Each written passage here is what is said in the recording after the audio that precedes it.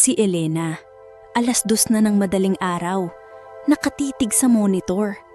Pang-5 tasang kape na ito, pero nananatiling tuyo ang lalamunan. Isang error sa Excel spreadsheet, burado ang 3 oras na trabaho. Umiiyak ang mga numero habang humahaba ang pila sa labas. Bitbit ang bigat ng pamilyang umaasa sa bawat line of code.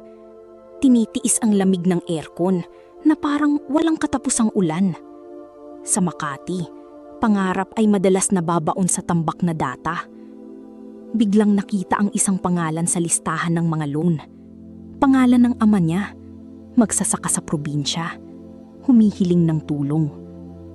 Hindi siya basta encoder, siya ang nagpapasya ng kanilang bukas. Ang bawat pagpindot sa keyboard ay para sa lupaing iniwan. Pinunasan ang salamin. Liliwanag din ang lahat pagkatapos ng shift. Pagod man ang katawan, buhay na buhay ang dahilan ng laban.